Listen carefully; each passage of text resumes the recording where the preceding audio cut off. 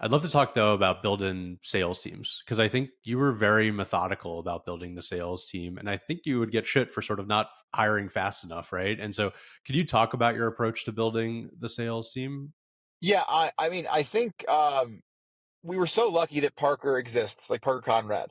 All of us, like everybody with a great company right now, learned from Parker Conrad, whether they know it or not. Like the whole notion of like modern outbound, the SDR structure, all of it, like it being a compound startup. Like there are so many things that Parker taught us when it comes to building the sales org. One of the many lessons we took from him was that you should not add reps to the team until their calendars are jammed. Where it's like your reps should be coming to you screaming, "I have too many leads.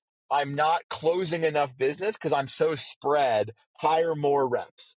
If they're not doing that, it means that their days are actually pretty empty. And it means that anybody you have that is effective is actually being underutilized.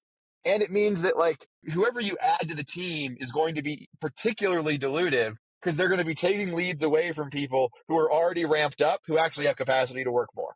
So like this is a beautiful lesson. I think we mostly honored it at Flexport. There was a few times where I think we overhired a little bit. You know, some model said we were supposed to go faster or that a rep couldn't get more productive.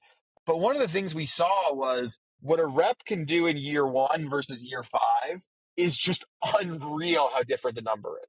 Where it's like the company's so much better, our deal sizes are so much bigger. They are a much more sophisticated rep, obviously. Like so in some cases, they're improving. But in a lot of cases, it's just like the company is in such a different place that same person can be literally 5 or 10 times more effective for the same dollar you're paying them. And so if you don't believe that, the model says you've just got to hire some insane number of people to keep growing. What happens though is every time you overhire, this horrible thing happens to your machine where it's like, because there's not enough total opportunities coming in for the number of people receiving them, they're no longer fully busy. Therefore, their total energy level goes down. Therefore, they're less aggressive on the calls that they're on. And like this whole machine slows down because you're not running it at the right pace. And so, yeah, we got really comfortable with the idea that, yeah, individual quotas could double each year and people be fine with it because they knew it was possible. And we showed every time and time again it was possible.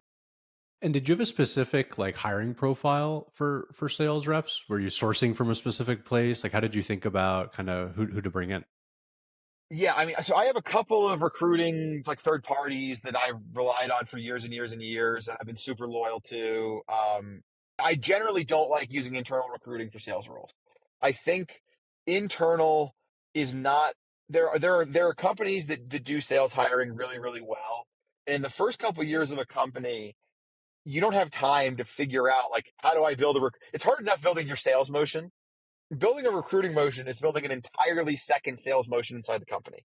And chances are you're not going to have the caliber of people working on it that you're going to have working on the core sales motion. Like that's just how the market has allocated talent for the most part. And like in some cases that's totally wrong. In some cases you have talent partners that are like way better than their counterpart in sales. But in general, like sales roles are more highly compensated. So people who have sales skills tend to go to them. So you have a lot of folks who have less of a background in building like a systematic sales process in a talent function, especially at a super early stage company.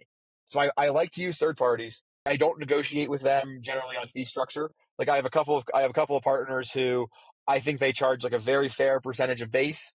They're able to get me candidates within like 14 days of starting a search that are like to a T what I'm looking for. And in general, like Flexport and Hadrian are very different companies. But like Flexport really was three businesses in one. It's an SMB business, a mid-market business, and a key accounts business or enterprise business, whatever you call it. Each of those sales is a totally different profile. So like the SMB motion, what the people we saw that were the best at it, it was purely a function of positivity, energy, project management. Because like one of our SMB sellers might literally do 10 or 12 demos in a day. There are some people for whom that is a nightmare. There are some people that like at the end of that day, they couldn't even talk to their spouse kind of thing. And there are some people who like, that's awesome. Like it's super high volume. They hear yes a lot. It's super fun. Um, that profile for SMB generally does not translate that well into key accounts. Like SMB, you might get 10 dopamine hits a day. And so therefore you do 10 demos a day, super fun. You don't have to know that much about the client's supply chain. You don't have to be an expert in transportation. The profile for mid-market is very different. Our mid-market profile is a road warrior. So like our SMB seller in office, on the phone, demos on Zoom, super high volume, onboarding your uncle who's selling Moscow Mule party sets on Amazon. Our mid-market seller is a road warrior who is basically like, they're selling to a professional buyer of this commodity. Like their customer, literally their whole job is to buy transportation services. They have no other job in the company generally. It's that important to a supply chain. So you have someone who owns it. Um, they are not going to buy from someone they don't know and trust. These are 7-figure annual deals. These are committed contracts where like we're going and signing a contract with an ocean carrier, basically saying, hey, this customer is going to ship so many thousands of containers with you. The customer is agreeing to do it. Everybody believes the supply chain is going to run smoothly. It's an in-person sale. It's highly methodical. But it's not like a key account sale in the sense that there's no integration. There's no ERP to figure out. The process is pretty much the same on every account. You can onboard, maybe not 20 of these folks a year, but a good seller will have 5 to 10 of these accounts on board a year pretty predictably that are spending 7 figures. And there it's like, it's a relationship sale. It's really the customer needs to feel like you are an extension of their company because they're not quite big enough to have a size logistics team that they need. And they need Flexport to fill that role. And they're almost interviewing the people we send to be members of their team. Key accounts is like your BCG, your McKinsey, your Bain, your Deloitte, whatever your consultancy of choice is. We are mapping an organization. We are onboarding in some cases 30 or 40 people to the software, making sure they all know how to use it, making sure Flexport has been customized so that when one division logs in, they only see data that's relevant to them. It is like a project launch.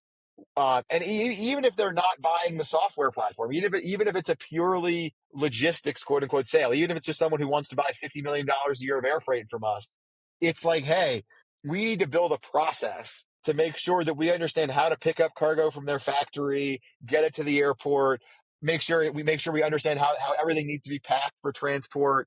It's like it's a project plan where you're talking about potentially 9 figures to spend and the timelines are years.